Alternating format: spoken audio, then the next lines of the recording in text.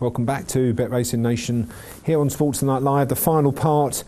We are reviewing 2013. We've covered from January right through to almost the latest months, but obviously the jump season's a couple of months old. And is there anything that stands out for you so far before we talk about Cheltenham 2014? Yeah, well, for me, Cider Grugy winning the Tingle Creek. I mean, obviously there's no Sprinter Sacre to beat, but for Gary Moore to get that Grade 1, Jamie's second Grade 1, it just means so much. They're really hard-working yards. They don't always get the best horses. They have one good one on the flat now with Dutch Masterpiece, but for me, that's the highlight so far. John Spirit, a couple of times at Cheltenham.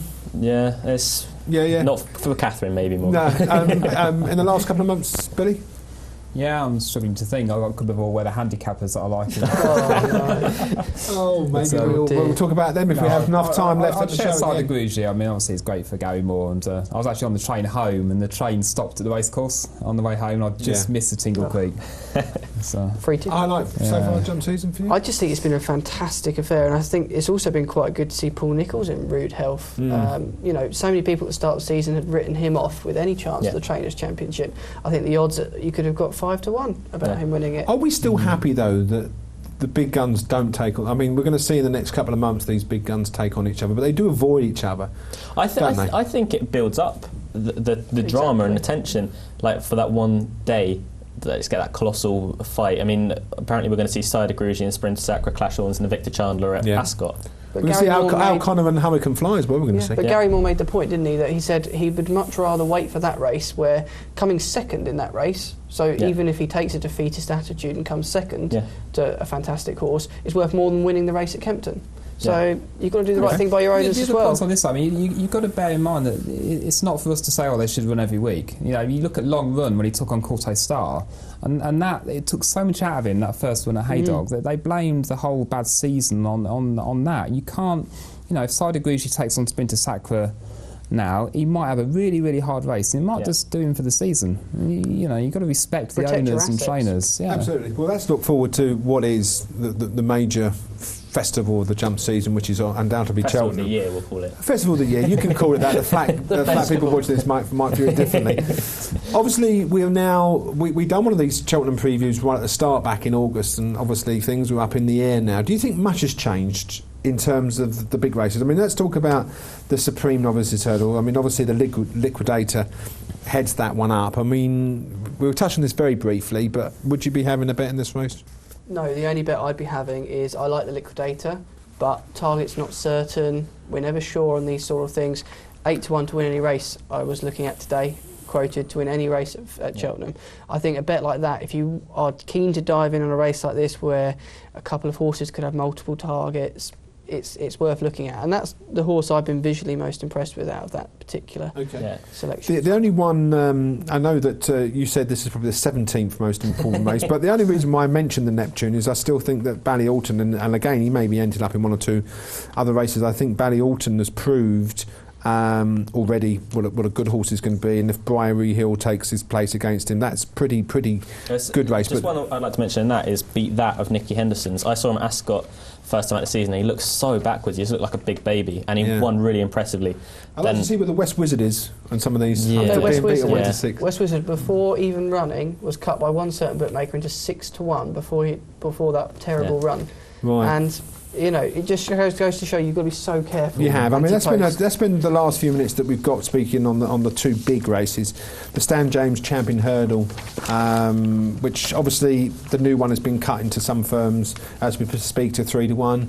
What do we view on this, Billy? I don't get involved in the euphoria surrounding him. He's a bit special, and everyone's very excited. I actually, in the previous preview, mentioned my 10 or yours for this, and Sandy and Catherine gave me a really a good kicking about it. It's hopeless, but the new one's got every chance. I'm still a my 10 or yours fan, even though it didn't beat much at Newcastle. Yep. It beat what it had to, but I think the new one's the perfect mix of speed and stamina for a champion hurdle. Last year, I'm eating my words here, I had it as the lay of the festival in the Neptune, and then it absolutely hosed up there.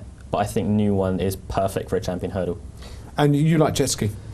No, I don't. Oh, that was a horrible prank. No. I think that's that. People keep telling me that's the value, and I keep looking at them thinking. I want to give him a slap. You've got an option of the fly that, granted, is a couple of points shorter, but look. I don't know if you read it, but Patrick Mullen's defence of the fly's record, and I know first time out wasn't so impressive. Perhaps we think, had there been stronger opposition, Well, might they not. said Timeform said it only ran to a rating of 140. I think it was. But first time out, and let's be honest, the target is going to be Champion Hurdle. I do like the new one, but at the same time, 3-1 now. I'd wait for the day. It's a no bet for me, the new one at the moment. Oh, so but you'd say that you like the new one, but you wouldn't. I'd love to, but I also think that my 10 or yours may beat the new one at Kempton when they meet in the Christmas Hurdle, and that may have already been run by the time this comes out. So yeah. I think the new one may drift up. That's a terrific race to look forward to. Is 13-2. Would you take 13-2 at this stage? I would not. No. I wouldn't take 13-2. I wouldn't take money on Sarkanda or Gundry either. But there you go. Well, Grondway won't be hurdling. No. he'll be winning the Arkle. So. Yeah. Let's talk about the World Hurdle very briefly. And again, this is much conjecture because obviously Big Bucks comes back soon. Fairly priced, you think, 3-1? Because if he goes and wins, then it'll be shortened. Because, I mean, there are doubts about Fisher's Cross at the moment. The only gamble on Big Bucks that you're taking at the moment is he going to come back the same horse? If he does, then it's all but a formality. But if he doesn't, then... Plus, could you think of a better trainer to have to handle a horse that has had a problem and is coming back? Yeah. I can't. I think Big Bucks has got me out of trouble personally at the festival so many times. I can remember putting everything in my pockets on this horse at even money. I will... Providing the cleave runs good, I mean, imagine on his reappearance if he wins by 5 lengths. Yeah. What's going to happen to that price? Oh, that's the point. If you get a back Big Bucks, if you're a Big Bucks fan, get on now, take the 3-1, take your chance. Because if he comes out and he wins, it's going to be even money on the day, and it's still going to be a risk. Plus, if you're a Big Bucks fan, a quick mention of more of that. I think it'd be too young, but you mentioned that he was really impressive for me in the rail kill. It was Tony McCoy sort of nudging him along. That's Tony McCoy's equivalent of Richard Hughes taking the mick and doing absolutely nothing. I think it was very, very impressive. It's a doddle kind of ride. This is like a 6-1. I can't see that one at all. I'd like to see Sarkanda because he's a 2.5 mile horse, and it'd be nice if he can eke out his stamina. Okay, we're running out of time actually, but let's move on to the Gold Cup and question marks against the favourite Bobsworth. He has run badly in before, first time out, and again very short in the market. But I think King George and things like that might tell us a bit more in returns of Lexus, some of the horses. The Lexus is Bobsworth target over Christmas. Yeah, I'm talking about some of the other horses. Sorry, yeah. Okay, yeah. I wouldn't be taking it personally, but then again, he's a much better horse at Cheltenham. He's never been beaten there, so what's that? Record. Yeah, exactly. It's hell of a record. Yeah, unbeaten at the festival as well. I put up First Lieutenant as my bet of the season, or one of the bets of the season in the Gold Cup, so I'm not really one to talk after his first 2 efforts. But I think Bobsworth is vulnerable at the moment. I'm struggling to find one that I want to nail my colours to the mast to at the moment.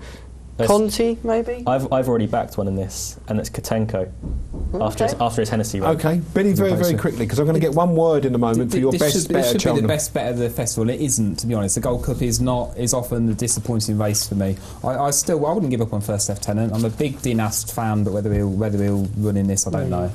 It's a watching brief for me at this stage. Okay. As far as Cheltenham's concerned, so that we can look back in March and see if our panel actually know their stuff, I'll go with you first of all, Billy, because you're probably thinking, well, don't come to me first. But your Cheltenham, if you had a bet now on Cheltenham, what would it be? Oh, maybe I should go to Sam. Sam. I've said it before on the show. Champagne Fever. I took 5s to win any race. I think it's now 11-4. I just think this is the biggest certainty that I've seen for Cheltenham. Okay, Champagne Fever for you.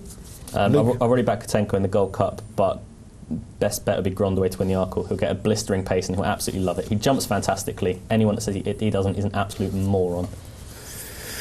Mentioning no names. And on that mentioning no names. From someone who might be a moron if they say about that, that's last words to you, Billy. Bet of the festival. I wouldn't back it now, but Kivega to win the 6th Mares Hurdle. That's what I'm focused on. Do you think it would be? It'd be some fee, wouldn't it? It'll be amazing scenes. And I'll just say, I hope. Is there any loopy bet that we should be looking for in 2014? You've all gone quiet. I'm guilty of a bit of a mad one. I think if Long Run turns up, would run for a place in the Gold Cup. Nonsense. Right. If I am going to let you go. Long Run. You can't get away from There's that. a lot of ifs. Billy, thank you very much indeed. Thank you. Sam, thank you. Thank you. As ever, thank you very much indeed, Luke. That's about it. Thank you very much indeed. Hope you enjoyed our review.